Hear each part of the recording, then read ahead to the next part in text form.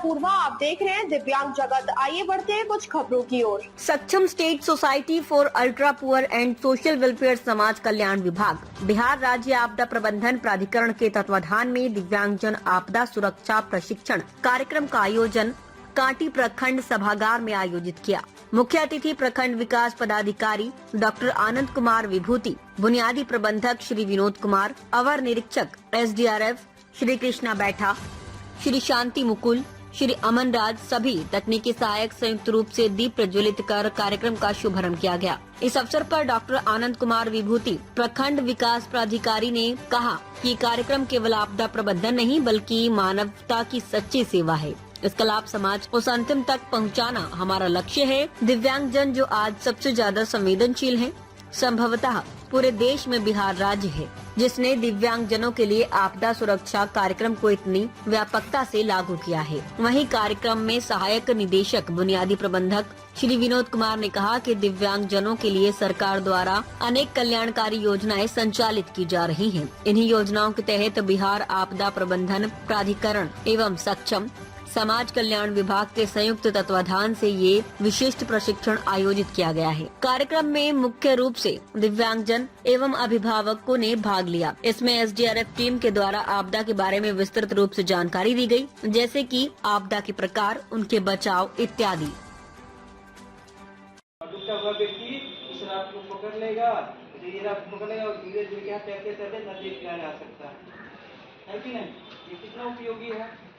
इसलिए यदि आप बाढ़ग्रस्त क्षेत्र में रहते हैं तो प्रत्येक फैमिली के लिए, प्रत्येक सदस्य के लिए नहीं डूबेगा। अगर मान लीजिए जैसे उसका तो समय माइंड काम करेगा नहीं तो डरा हुआ रहेगा, इसको सिर्फ पकड़ दीजिए। आप पकड़ ले, यानी जब तक ये आपके शरीर से लगा इसको पकड़ेंगे, ये एक व्यक्ति को पानी में डूबने नहीं देगा। समझ गए? समझ गए?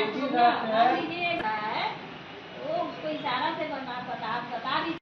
हमेशा नहीं करना है आपको। क्या सर को ऊपर करते हुए फ्री स्टाइल में जाना है और क्या है भारत में दूसरों के व्यक्ति के नजदीक नहीं जाना है बल्कि कुछ दूरी पे रुक जाना है। रुकने के बाद यहाँ से डुबकी लगाना है। नीचे डुबकी लगाएंगे और फिर आएंगे नीचे पानी के नीचे गलती करेंगे कि कैसे चले जाएंगे। एक दिवसीय दिव्यांग आपदा सुरक्षा प्रशिक्षण बुनियाद केंद्र मुजफ्फरपुर के द्वारा कांटी प्रखंड के दिव्यांगों के बीच आपदा से कैसे बचा जाए को लेकर आज प्रशिक्षण का आयोजन किया गया है, जिसमें कोई व्यक्ति डूब रहा हो तो उसे कैसे बचाएं, ठनका से कैसे बचाएं, सर्पदंश से कैसे बचाएं, शीतलहर से कैसे बचाएं, जल ज़्यादा ले लिया कैसे बचाए, सड़क दुर्घटना से कैसे बचाए, अति वृष्टि से कैसे बचाए, भूकंप चक्रवात से कैसे बचाए। इन सब चीज़ों पर दिव्यांगों को प्रशिक्षण दिया जा रहा है कि अपना बचाव करें। साथ में अन्य लोग भी हैं जो इस प्रशिक्षण का हिस्सा है। प्रशिक्षण प्राप्त करके अपना बचाव तो करेंगे ही, दूसरे का जान माल का बचाव भी करना कर्तव्य समझेंगे और इससे समाज हित में एक अच्छा कार्य माना जाएगा। वहाँ ये पहुँचे हैं और दिव्यांग भाई बहनों को काफी मोटिवेट किया है जीवन में तरक्की करने के लिए। और मैं आपको इस मंच से बता दूं कि इन दोनों महानुभावों की वजह से मैं भी सारे दिव्यांग सेंटरों में घूमा और दिव्यांगों को प्रेरित किया।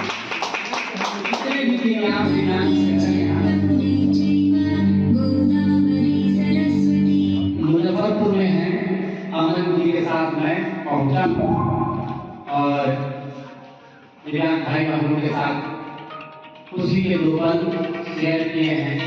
चाहे तो दीपावली का मौसम हो या होली का मौसम हो, उनके साथ होली भी मनाई है और दीपावली पर्व भी मनाया है दिव्यांग भाइयों के साथ। इन दोनों महानुभावों की वजह से तो अमरनाथ जी को भी जोरदार तालियों से स्वागत करिए। यहाँ पर श्री कृष्ण बैठा जी हैं, अवर निरीक्षक SDRF टीम 3 मुजफ्फरपुर। ये लोग भी अमरनाथ, ये कृष्ण बैठा जी आप हैं? अच्छा आप हैं। आपसे बात हुई होगी जब भी गंडक में कोई दुर्घटना होती है तो इनको मैं फोन करता हूँ कि देखिए वहाँ बच्चा डूब गया है, जरा देखिए बच्चे को निकालिए। तो बड़ा सहयोग है ये आपदा से लड़ने के लिए कृष्ण बैठा जी भी तत्पर रहते हैं। इनके लिए भी जोरदार ताली बुनियाद केंद्र कुटनी अनुमंडल पश्चिम मैडम से भी बात होती रहती है या टीम से होती है कि हमारे पार्टी के जो दिव्यांग लोग हैं उनको ट्राईसाइकिल वगैरह देना है तो दे दीजिए ताकि हमारे दिव्यांग भाई को दिक्कत न हो। मंच पर आने एशिया सेक्रेटरी मेरे बड़ा बाबू शहनवाज जी, पंचायती राज विभाग के कर्मीगण, अशोक बीसी और इस प्रखंड के सभी कर्मीगण, दिव्यांग भाई बहनों, सबका हृदय से आभार है। आप सभी इस प्रशिक्षण कार्यक्रम में आए हैं और प्रशिक्षण कार्यक्रम में ज्यादा से ज्यादा लाभ लीजिए और इसका संदेश दिव्यांग भाई बहनों से बढ़ते हुए सामान्य जन तक भी दिया जाना चाहिए, ताकि अवेयरनेस रहेगा तो बचाव ज्यादा से ज्यादा किया जा सकता है। जागरूकता ही बचाव का पहला लक्षण है। दिव्यांग भाइयों के पास, बहनों के पास हाथ का अभाव होता है, आंख का अभाव होता है, पैर का अभाव होता है। इन सब लक्षणों से वो दिव्यांग कहे जाते हैं, लेकिन मस्तिष्क से अभाव नहीं होता है। उनका मस्तिष्क सामान्य जन से कई गुना, 1000 गुना ज्यादा करता है।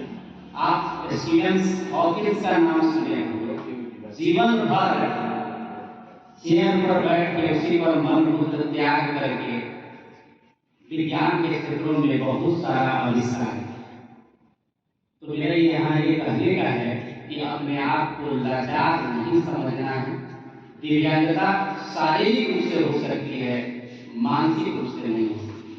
अगर आप मन से मजबूत है, दिमाग से मजबूत है, तो एक सामान्य आदमी से बेहतर कार्य कर सकते हैं।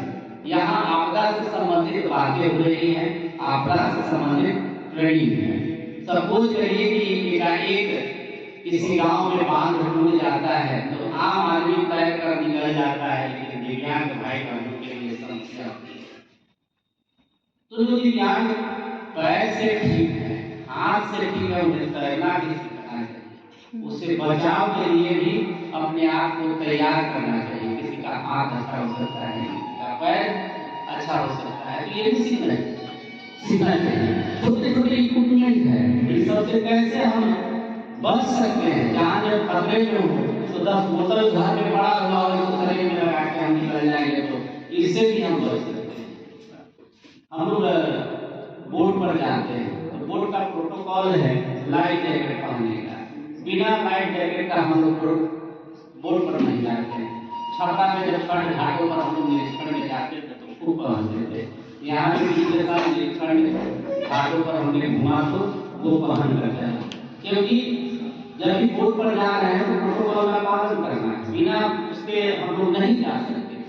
बिहार सरकार के नॉर्म में है, नॉर्म में है, तो वो चीज इसको तैरना नहीं आ रहा है, फिर भी अपनी ड्यूटी बोट पर दे रहा है, नदी में ले रहा है, उसको पहन कर अगर गलती से नाव भी पलट जाए तो वो पहना हुआ रहेगा तो डूबेगा नहीं। उससे बचाने वाले अगल बगल से कोई न कोई आ जाएंगे, तैराक आ जाएंगे, गोताखोर आ जाएंगे, तो नौकरी तो दिव्यांग भाइयों को लगती है। ऐसा हो सकता है कि उस बोट पर वो भी तैरना नहीं जानता हो, लेकिन लाइफ जैकेट पहना होता है, तो उसका जीवन की रक्षा हो सकती है। तो यहाँ छोटी छोटी चीजें हैं, नारियल का पानी है, तैरता है, बहुत डिटेल्स में आपको बताएंगे सब लोग। सांप काट लेता है, वो भी एक प्रकार का आपदा है। हम लोग देखते हैं कि सांप काटने के बाद आज भी समाज में 1850 की भावना चलती है कि पहले वैद्य के पास चलते हैं, घरवाने फूकवाने, उससे बचा जा सकता है। तो इससे बचना चाहिए। अब इनकी जो सांप की दवाएं हैं वो आ गई है मार्केट में, तो सबसे पहले सांप काटने पर सीधे हॉस्पिटल जाए। अब तक के लिए बस इतना ही। आगे खबरों को देखने के लिए हमारे चैनल को लाइक करें, शेयर करें, सब्सक्राइब करें। नमस्कार।